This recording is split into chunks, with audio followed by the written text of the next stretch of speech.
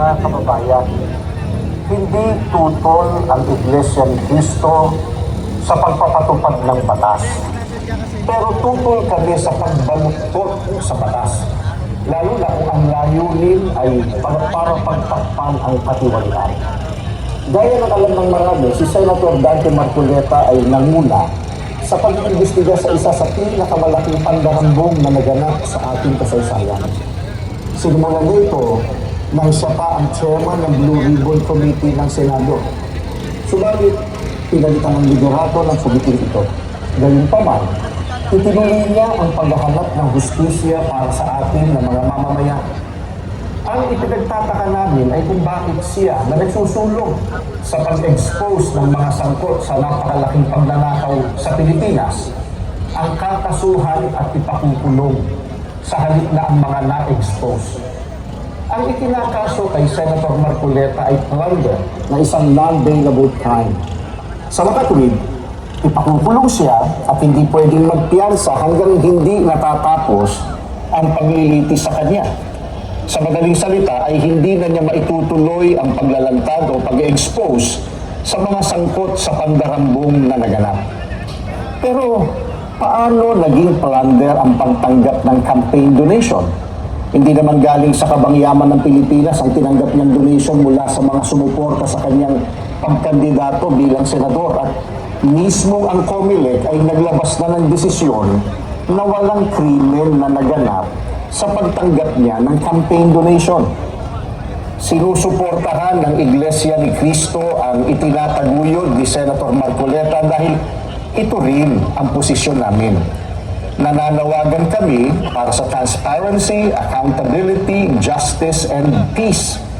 Kaya, nais namin iparinig sa mga kinauukulan na kahit ipakulong nila si Senator Marcoleta, ay hindi kami titigil sa paghingi ng katarungan para sa mga kababayan natin na ninakawan. Gusto namin ipaalam sa kanila na isang injustice ang selective justice. At hindi kami mananahimik sa harap nitong napakalaking pagyurak sa katarungan na hinihingi ng ating mga kababayan. Yan po ang statement ng Iglesia ni Cristo. Ngayon naman, pakinggan po natin ang talumpati tungkol pa rin sa isyong ito mula sa isang ministro ng Iglesia ni Cristo, kapatid na Romel Topacio.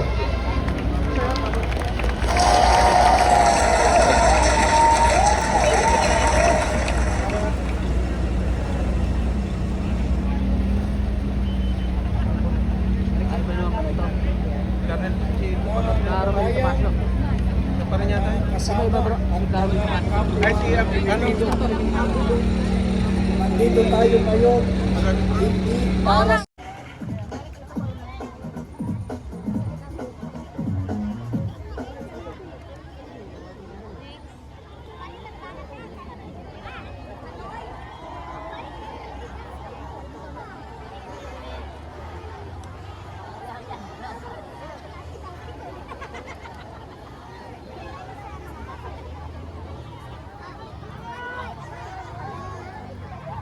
Ito ang tinig ng patay sa bansa, pananaginip ang ulit na nabawat isa sa ating makamit. Para sa wala ng samay, Pilipino. Ang masanda ng ani, dapat may lunay bukin, makaganda Pilipinas, pilit kami ng Pilipinas, kami na pinili lumikas, halos na ito umiwas. Ating natutuhay ang mga nabataas, at mamamayan ang nilinis, mga talakay, mga humas, mga tingin na mabayan, ipapakasala ng mamamayan, baluktot ang nilin, mga karadyo, at ako sa natuwa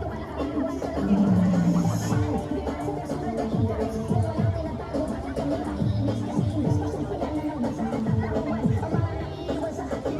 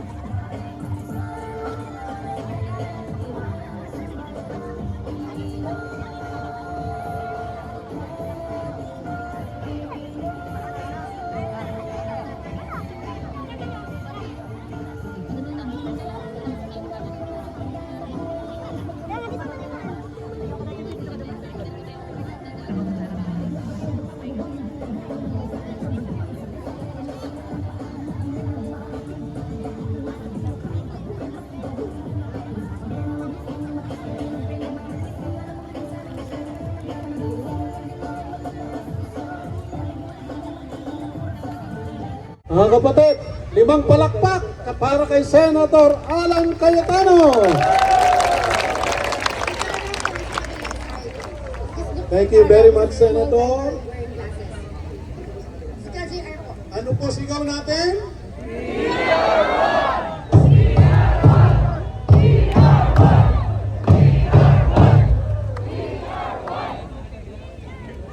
Okay. Mga kababayan, hindi tutol ang Iglesia ni Cristo sa pagpapatupad ng batas. Pero tutol kami sa pagbaluktot sa batas. Lalo na kung ang layunin ay para pagtakpan ang katiwalian. Gaya ng alam ng marami, si Senator Dante Marcoleta ay nanguna sa pag-iimbestiga sa isa sa pinakamalaking pandarambong na naganap sa ating kasaysayan. Simulan nito nang siya pa ang chairman ng Blue Ribbon Committee ng Senado. Subalit, pinalitan ang liderato ng committee ito. Gayunpaman, itinuloy niya ang paghahanap ng hustisya para sa atin ng mga mamamayan. Ang ipinagtataka namin ay kung bakit siya na nagsusulong sa pag-expose ng mga sangkot sa napakalaking pagnanakaw sa Pilipinas ang kakasuhan at ipakukulong sa halip na ang mga na-expose. Ang ikinakaso kay Senator Marcoleta ay plunder na isang non-bailable crime. Sa makatuwid, ipakukulong siya at hindi pwedeng magpiyansa hanggang hindi natatapos ang paglilitis sa kanya. Sa madaling salita ay hindi na niya maitutuloy ang paglalantad o pag-expose sa mga sangkot sa pandarambong na naganap. Pero paano naging plunder ang pagtanggap ng campaign donation?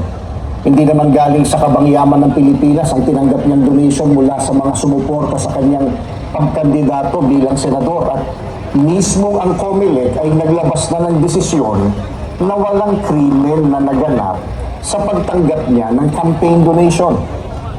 Sinusuportahan ng Iglesia ni Cristo ang itinataguyod ni Senator Marcoleta dahil ito rin ang posisyon namin. Nananawagan kami para sa transparency, accountability, justice, and peace. Kaya, nais namin iparinig sa mga kinauukulan na kahit ipakulong nila si Senator Marcoleta, ay hindi kami titigil sa paghingi ng katarungan para sa mga kababayan natin na ninakawan. Gusto namin ipaalam sa kanila na isang injustice ang selective justice. At hindi kami mananahimik sa harap nitong napakalaking pagyurak sa katarungan na hinihingi ng ating mga kababayan. Yan po ang statement ng Iglesia ni Cristo. Ngayon naman, pakinggan po natin ang talumpati tungkol pa rin sa isyong ito mula sa isang ministro ng Iglesia ni Cristo, kapatid na Romel Topacio.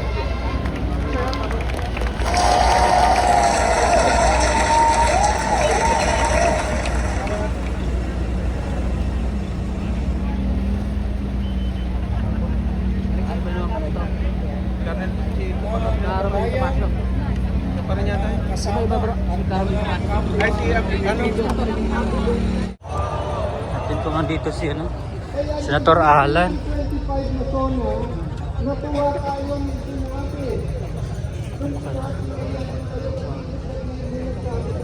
Pangulo ko, tama na. Boss,